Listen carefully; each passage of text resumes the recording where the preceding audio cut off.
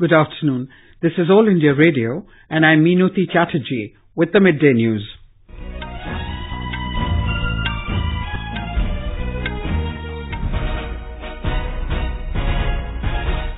The headlines. Bihar Chief Minister Nitish Kumar expands his cabinet. 8 JDU leaders take oath as ministers. Defence Minister Rajnath Singh to visit Siachen glacier tomorrow to review security situation.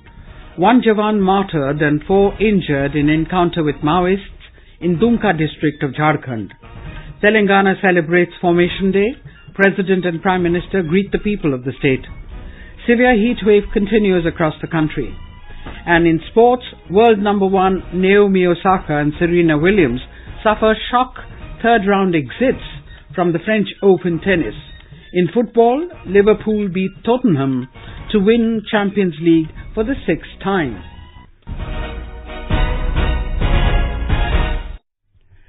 Bihar Chief Minister Nitish Kumar expanded his cabinet today. 8 new ministers have been inducted. Governor Lalji Tandon administered the oath of office in secrecy to the new ministers at Raj Bhavan in Patna. Our correspondent reports Speaker Vijay Kumar Chaudhary and Deputy Chief Minister Sushil Kumar Modi were among those present on the occasion.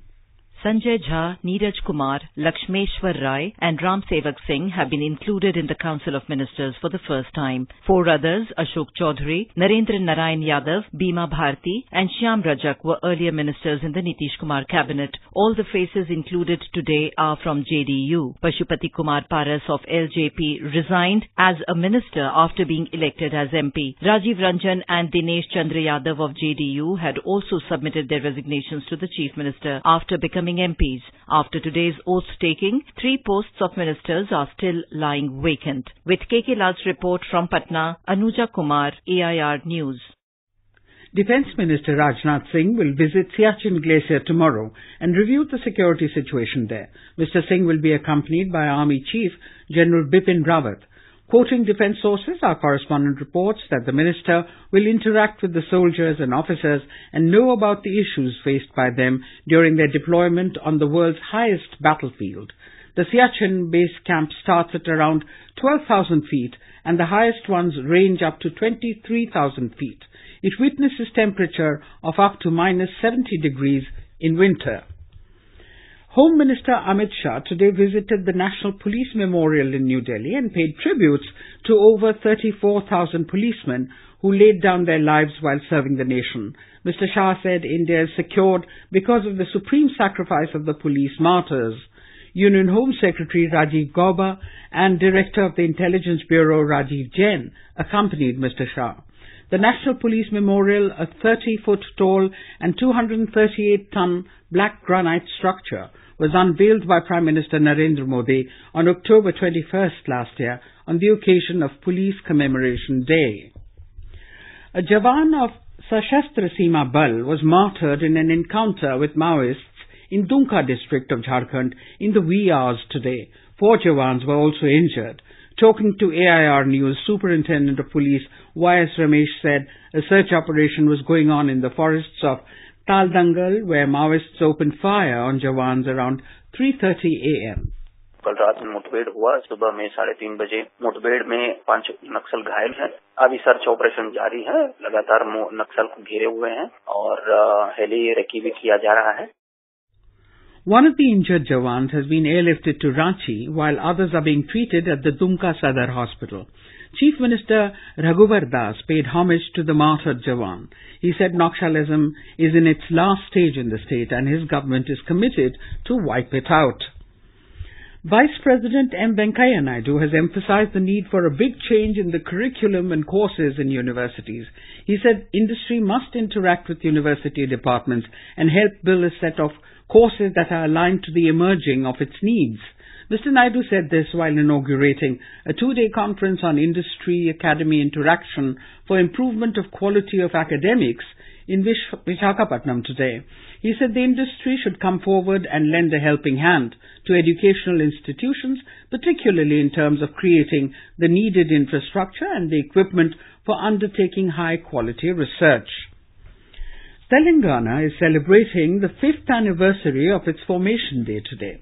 Chief Minister Chandrasekhar Rao hoisted the national flag at a ceremonial program held on the lawns of Jubilee Hall at Public Gardens in Hyderabad. He appealed to the people to play a greater role in implementation of 3 new legislations in the offing, including the new Revenue Act, Municipal Act, and the Panchayat Raj Act, in making the governance in the state corruption-free and transparent. We have more from our correspondent. Recalling the progress that the state made during half a decade, Chief Minister Chandrasekhar Rao termed it a successful state. Stating that the aspirations of people have been largely fulfilled, he said the state has overcome the electricity crisis and on its way to overcome the difficulties for drinking water as the Mission Bhagirath program on the verge of its completion. Stating that the Raitu Bandhu program, under which farmers are being given 8,000 rupees per acre per year to meet input costs, has become a role model for even the central government. He announced a rise of 2,000 rupees in the benefit. Lakshmi, AIR News, Hyderabad. The tricolour was also unfurled at all constitutional setups, government offices and public places across the state amidst enthusiasm.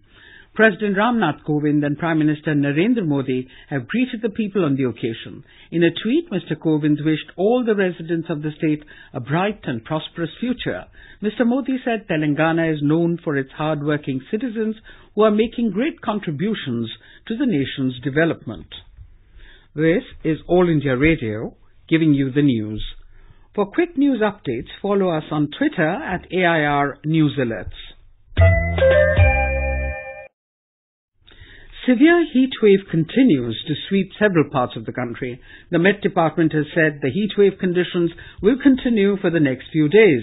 In Rajasthan, red alert has been issued in 26 districts for the next 5 days. Our correspondent has the details.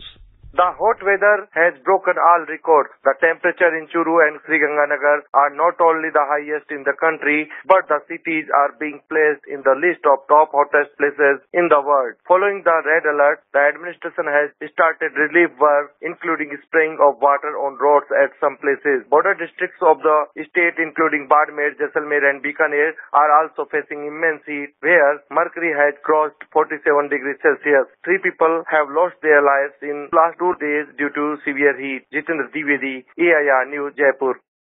In Madhya Pradesh, temperatures in many districts have crossed 45 degrees Celsius. Our correspondent has filed this report.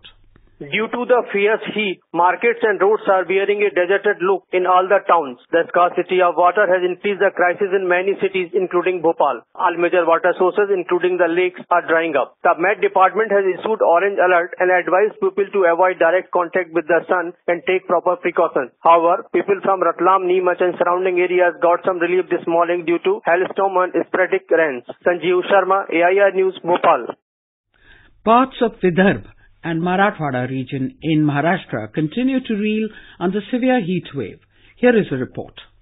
The maximum temperatures were 31 to 50 degrees Celsius at most places in Vidarbha and Marathwada. According to Maharashtra's Health Department, 8 deaths have been reported due to rising temperatures in the last 2 months. While 3 people lost their lives in April, 5 have reportedly succumbed to extremely scorching heat last month. Dr. Pradeep Aute, State Surveillance Officer and Head of Infectious Diseases, said maximum number of cases were reported from Nagpur, Akola, Latur, and other cases were reported in Aurangabad, Dhule and Parbhani, among others. He said in order to deal with the cases, the State Health Department has started cool rooms in all the primary healthcare centers where affected people can be treated and provided relief immediately. Sweetie Jain, AIR News, Mumbai.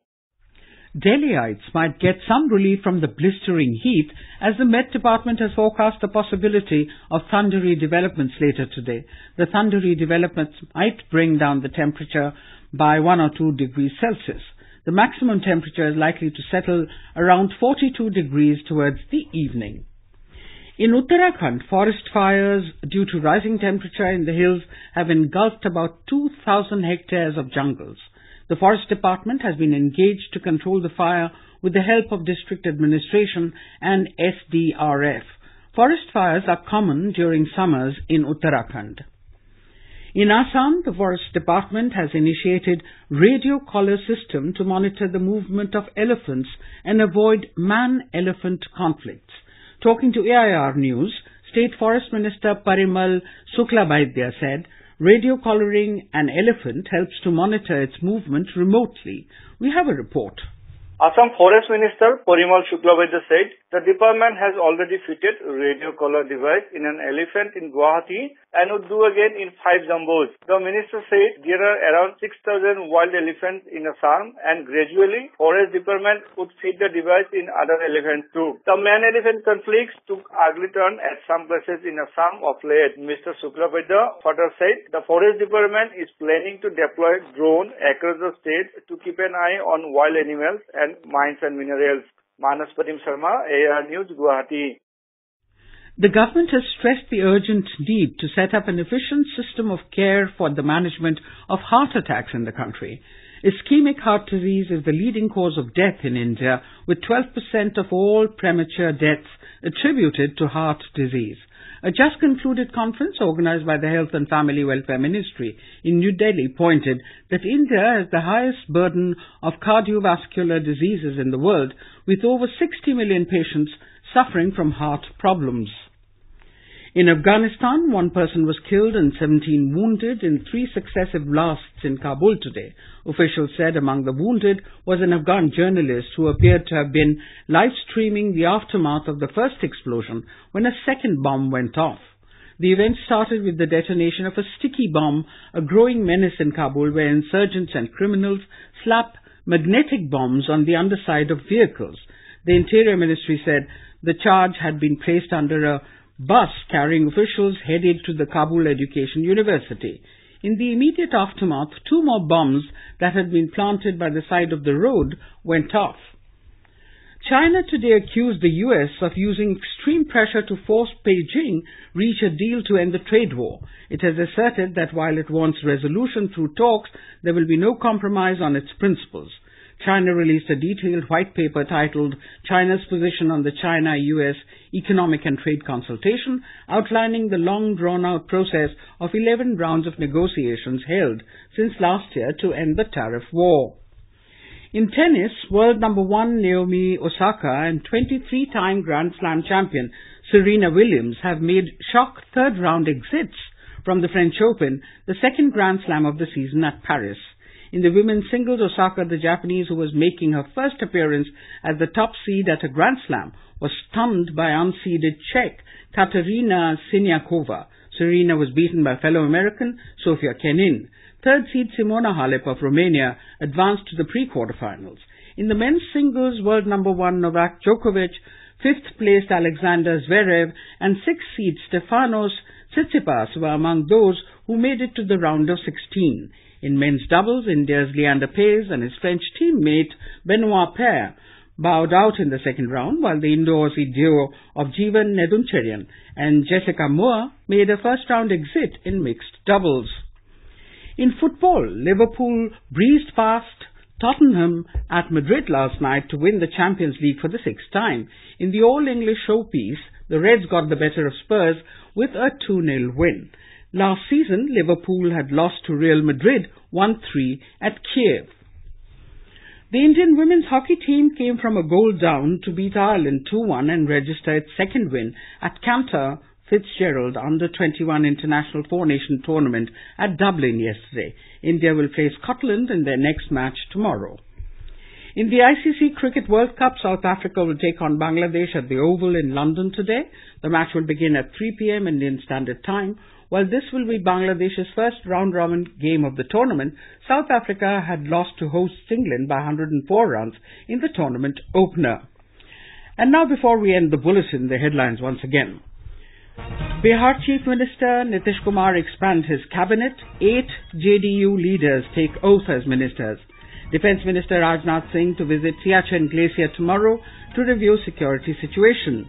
1 jawan martyred and 4 injured in encounter with Maoists in Dumka district of Jharkhand. Telangana celebrates Formation Day. President and Prime Minister greet the people of the state. Severe heatwave continues across the country.